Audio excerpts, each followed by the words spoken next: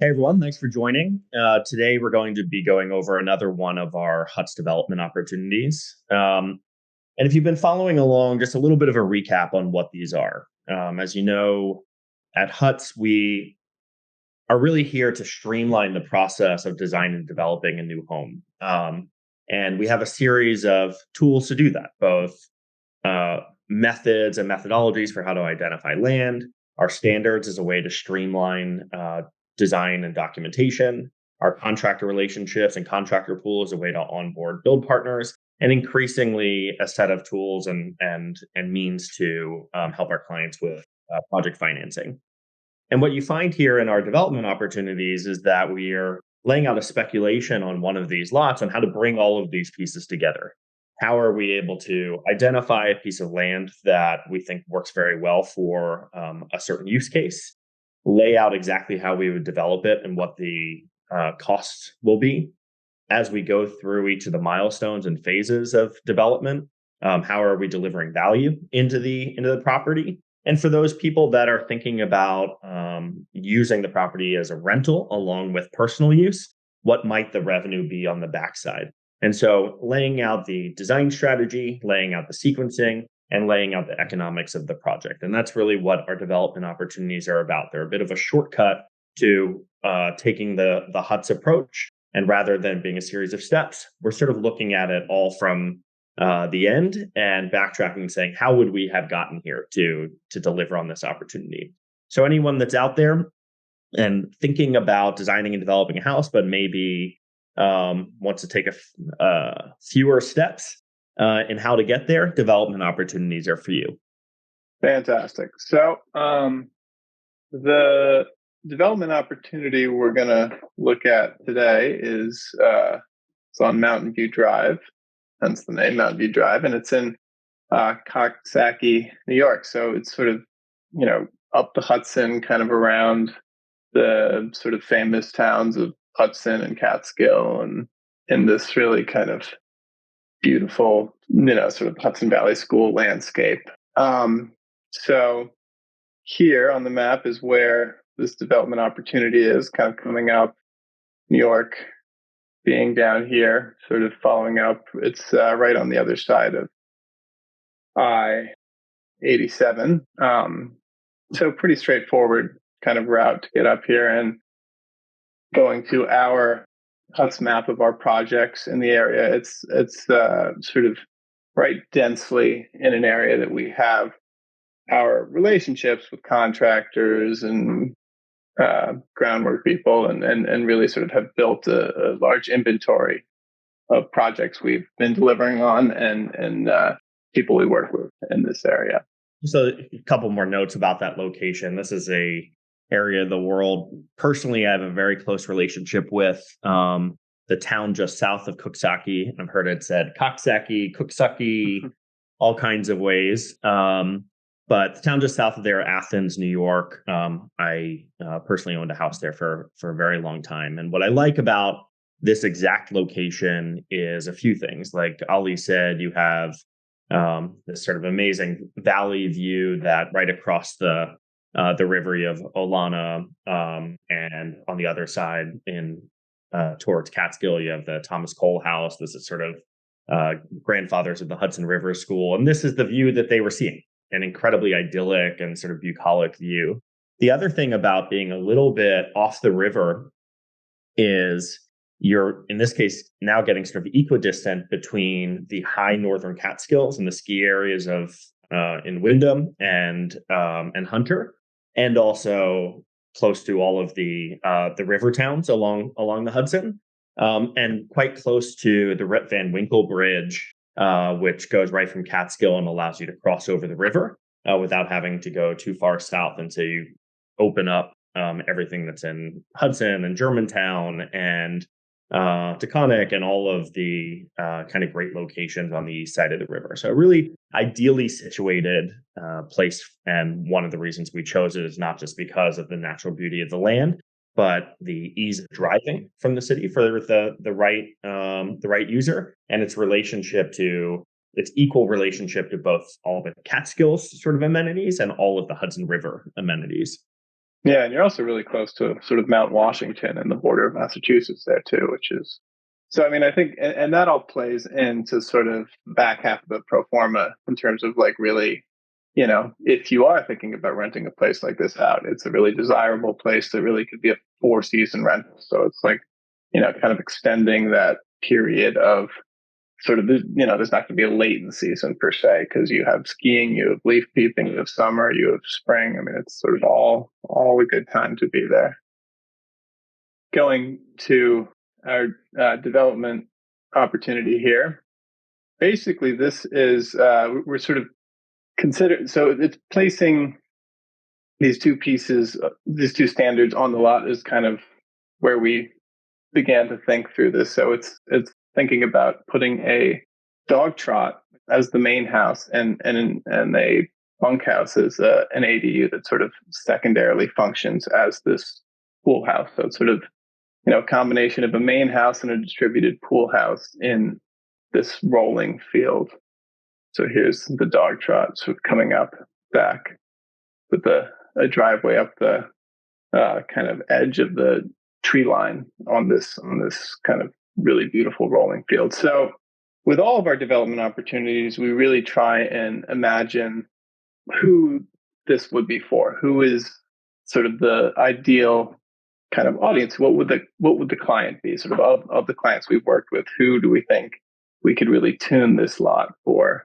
And for this, we're really sort of thinking it's a place for a couple who's really kind of imagining a tranquil getaway from the city. So, kind of looking for a space to really be in nature, but kind of, with this lot, it's some of our lots are much more kind of buried in the woods and kind of this like, you're camping, you're sort of in this, it's almost the two halves of the Hudson school, right? It's sort of the sublime versus the domesticated, right? It's kind of, this is more in lines of like it's a cleared rolling field with wildflowers. So it's sort of someone who kind of wants to get out of the kind of Brooklyn grid and into this kind of rolling wildflower meadow that you sort of living in a lot of different pieces of this lot. So sort of it has, sort of a nice amount of topography that's while it doesn't raise or lower much during the sort of, it's not a slope per se, but it's kind of a rolling, undulating field. So you can begin to sort of, I mean, with this lot, we're really placing a pool at sort of the top of one of these hills and kind of having little moments around this lot. So we've talked about the location here. It's in Greene County. And here you can start to see what I was talking about this sort of rolling lot with wildflowers and such. And you begin to have these sort of mountain views in the distance. And it's kind of a half forest, half field lot. So to start this project, you purchased a lot from Steve Bruno, the realtor, and we put his phone number here. But also, if you want to reach out to us, we can help put you in touch, or you can also use our land service as a way to sort of look at this, or other lots you're considering. This is a place where we've put a fair bit of thought into kind of sourcing and thinking through these different raw lots and how it's a good place to start. But here's the lot itself. So it's at the end of this cul-de-sac, and it's kind of an interesting. I mean, by the nature of it being in the end of the cul-de-sac, it's a private road. It's not a through road, so you're not going to be dealing with much traffic up here. But you're not sort of shielded too much from the road. So I think it's kind of but you do have these interesting kind of undulating moments. So I think it's sort of a way of kind of playing with that rolling field to kind of create moments of privacy, but also just sort of be a presence on the landscape and sort of have these kind of moments of drawing the eye back. So we're really thinking of putting the main house farther back along and the guest house, pool house closer up in the property, but very well cleared lot, southern exposure, a lot of light, and a beautiful field. So here's the raw lot. It's really this continuation of field that sort of follows kind of a broader swath here. I mean, there's actually a lot of orchards in the area as well. Sort of again this great kind of fall experience. So, sort of starting our pro forma, the kind of first piece of it would be acquiring the land, and then the HUTS due diligence, kind of on the land, making sure it's going to work for the property. But I think this is really where we start to kind of lay out the vision for the project, or is in this site planning and kind of land improvement phase of the project, the first phase. And this is really where we begin to kind of, lay out the entire vision that will probably be a phased, it's probably not all going to be built at once, but it's kind of really making sure, you kind of have the full idea. This is where we really kind of start to think about placemaking and sort of the difference between, just a house and really kind of a home and a whole sort of, thought through landscape design. And in this phase, you're really kind of thinking about things like, okay, if I want, multiple moments on the property, what size of septic do I need to kind of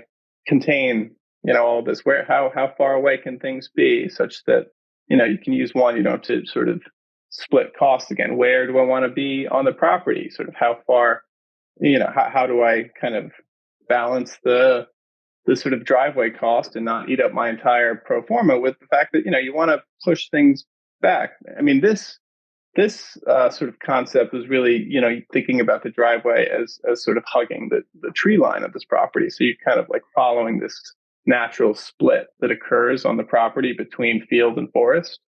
But then kind of also thinking about, okay, like how could that sort of become sort of an experiential loop as well of sort of, even if we're not pushing into the wooded area to kind of build the structures, we still kind of want to sort of think of it as a walking loop, or sort of, kind of playing with this edge as a way of beginning to think of where the main house is going to be, where it's going to be sited, where you're going to be able to watch the sunset from.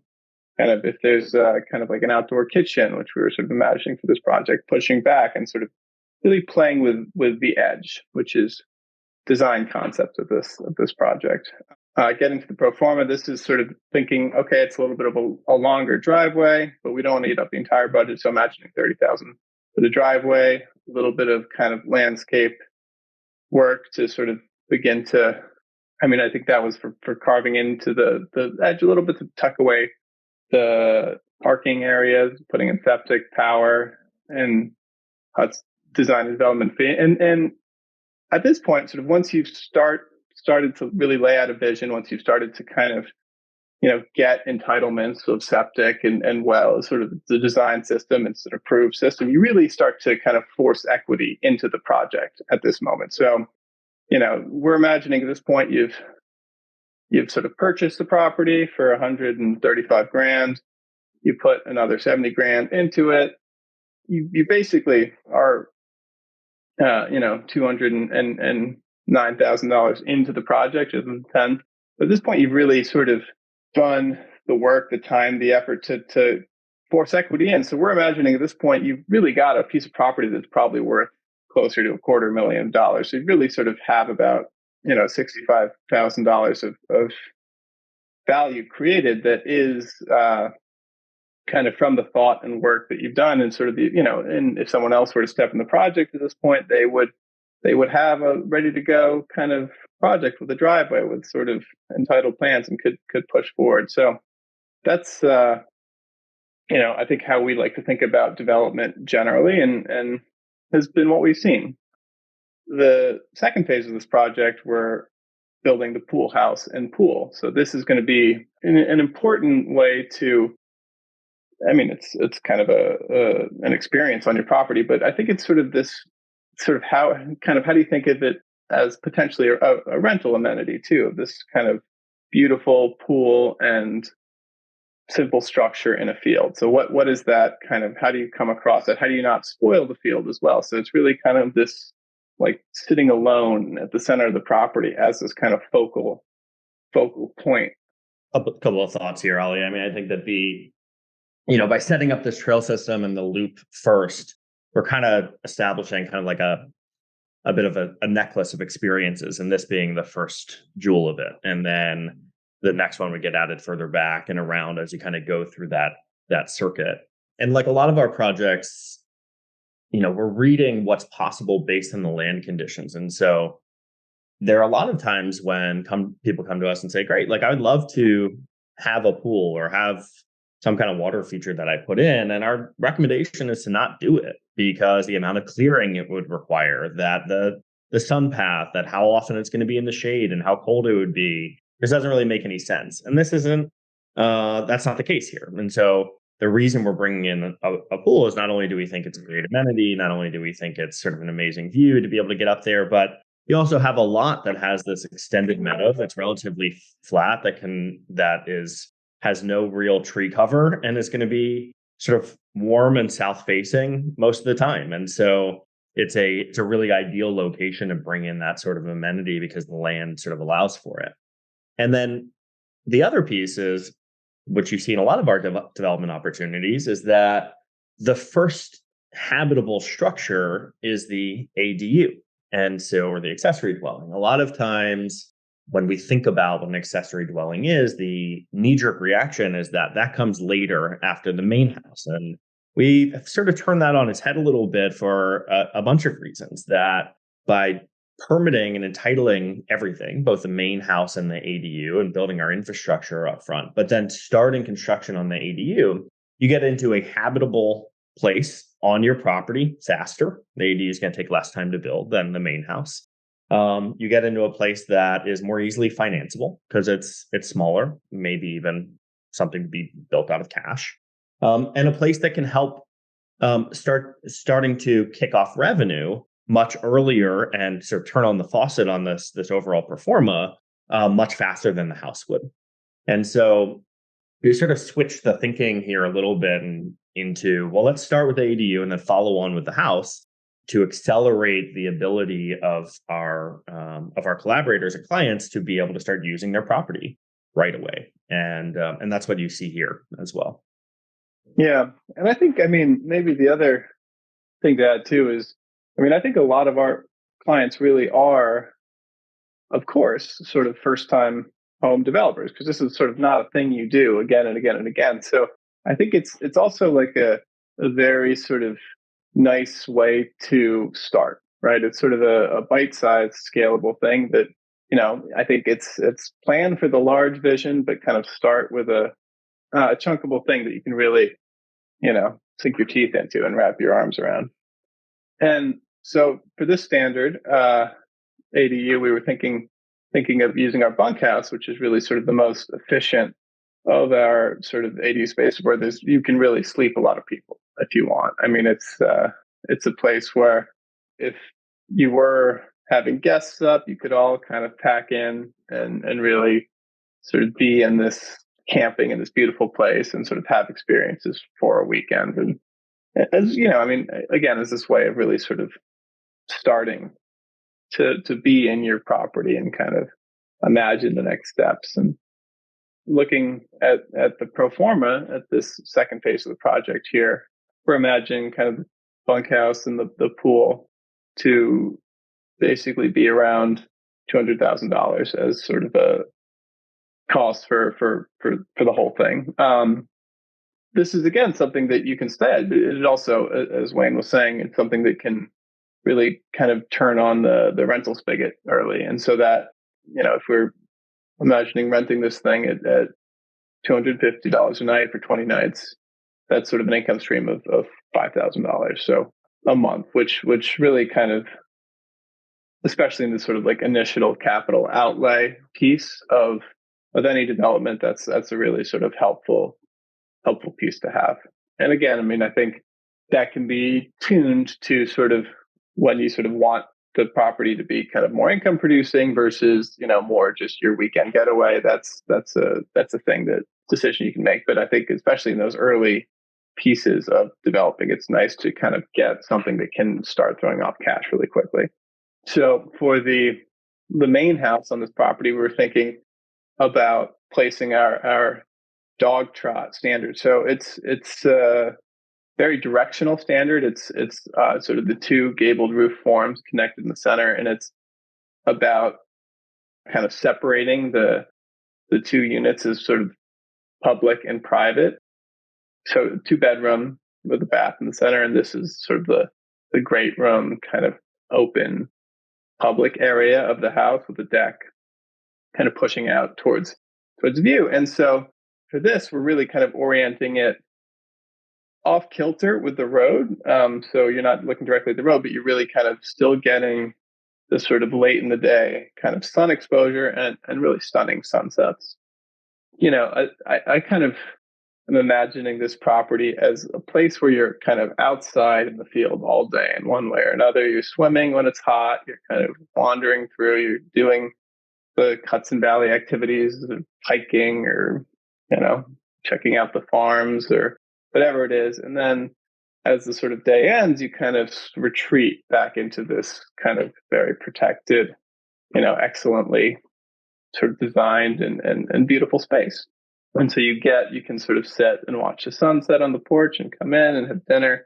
And we're also really imagining this is sort of a place where there's an outdoor kind of grilling kitchen too, as its own separate kind of piece on this walking loop, this sort of experiential necklace. And so it's sort of these, the kind of house distributed throughout the landscape, I think, is something that we always like to think about, is sort of how do you, pull all these pieces out such that you can have rooms that are not just in the house, but kind of really, it gets back to what we think is important about, the difference between house and home, which is making a place, making sort of, as Wayne often says, like a memory palace. This is sort of something you're going to live in for a while. You're going to have a lot of life experiences with people you care about, potentially children. And so it's all of these spots that you can make these memories on. So here's this Dogtrot standard again, sort of connected with this kind of glassy connector through. You're sort of kind of having, this is kind of imagining, sort of building a little bit of an elevated wooden walkway to have sort of these moments, and kind of thinking about, maybe that changes when it goes into the forest versus in the field, but thinking about how do you really use this whole beautiful property.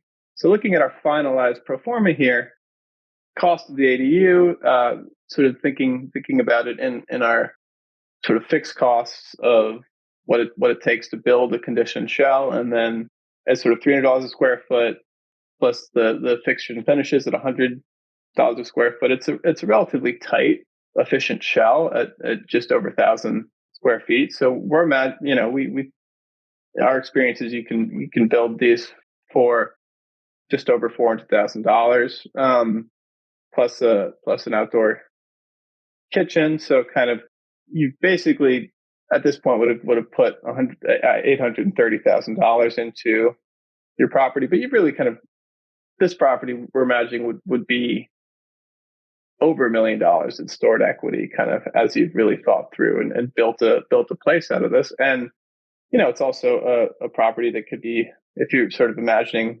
renting out the Dogtrot every now and again too, less than the bunkhouse. This is something you could potentially get close to $140,000 of rental revenue annually, sort of as a blended rate here.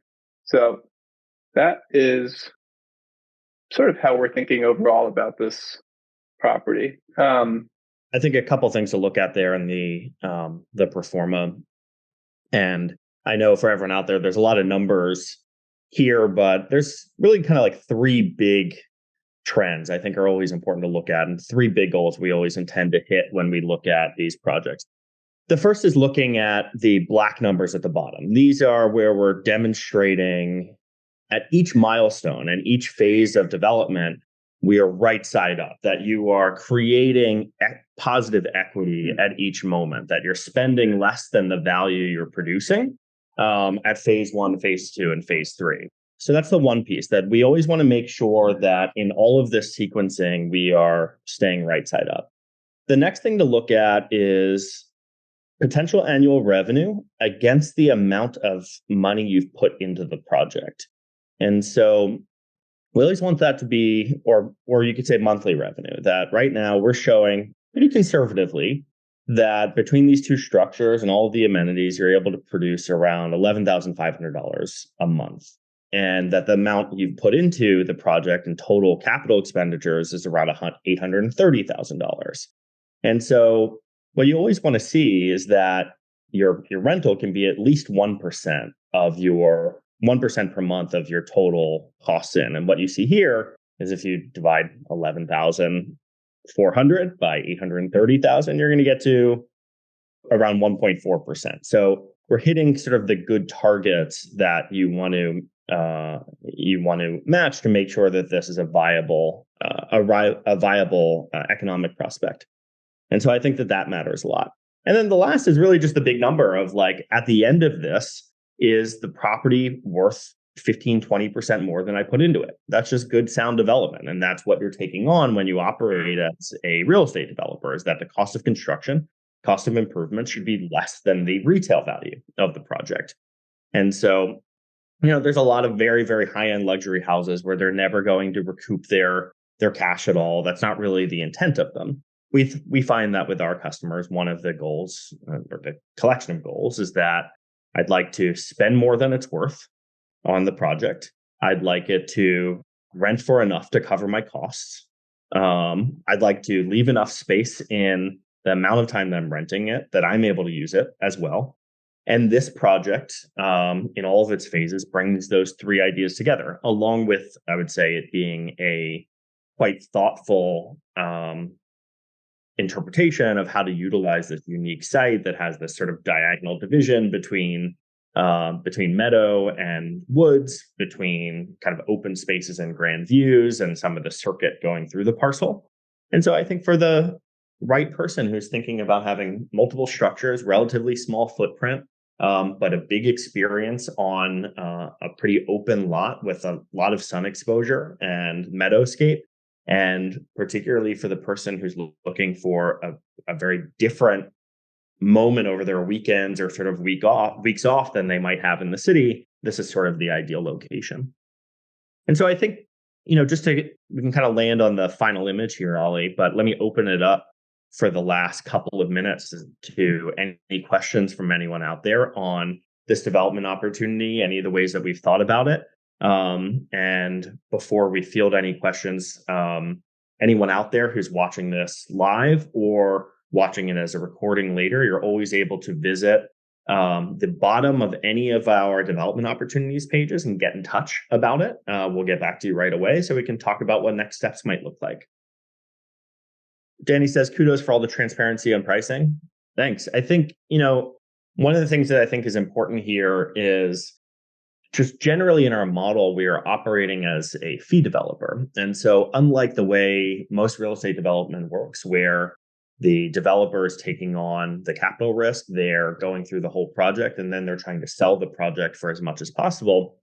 In our case, we're working directly with our clients to take them through the stages for a service fee and to go through land sourcing, improvement, design, development, et cetera. And so we have no exposure or really incentive for the project to be way more expensive at the end. We're ultimately trying to deliver an asset to you that makes sense. And it's a real switch in how real estate development tends to work. Eric says, what is the best way to investigate the surrounding land and how might it be developed in the future? Good question. So I think that this is an existing subdivision. And so I think that the lots around it have specific covenants. And one thing I know about lots in this region is that you have minimum size requirements for the lots because it's zoned in what's called a rural residential district. I believe in this part of Greene County, it's 5 acres minimum. And so that's really as small as the lots will ever be, which means you have a pretty protected view corridor, and you're never going to see tiny quarter-acre lots anywhere or any other kind of grander development. It's kind of interesting at sort of the end of this cul-de-sac. There's a lot of undeveloped kind of parcels around too. So, I mean, I think, the other thing we like to think about sort of in terms of kind of the rental piece of this is it's, potentially an expandable model. I mean, if you're really sort of starting to, think about taking on that side of it and sort of building a real kind of rental business, you can begin to sort of, I mean, sort of one approach we take, this lot would be too small for it, but is, often we're going to look into subdividing a lot if there's a lot of road frontage and allows for that. But if there's sort of, neighboring parcels, and if you're in the area, you begin to know who owns it and XYZ, then you can really start to think about expanding the potential rental side of this as a business. Danny asks on your website, I see that you have a series of designs. What if you have your own design? I think, look, get in touch. Let's see what it looks like. I mean, we both have, there's kind of three ways that we can work together. We have our standards as a starting point for a lot of projects. Sometimes people come with their sketches or ideas and they work very well with our standards approach. Sometimes they have something very different, but what they really need support on is the delivery and the bookends between the design. How do I improve my lot? How do I kind of get the project going? And then on the backside, how do I organize contractor? How do I organize financing and those sort of development pieces? And we sort of extract the design from the middle. And so we're happy to explore both of those. Great. So I think we did it. I'm a big fan of this development opportunity. I wish I had it myself, but I hope that somebody out there will take us up on exploring this this idea and pursuing it, and we'd be thrilled to work with you on it. So please do get in touch at the form at the bottom. I think that from the invite, you have my email at wayne@huts.com. You have Ollie's email as well, and we're happy to field questions as you have them. So looking forward to hearing from you soon. Thank you so much, everyone.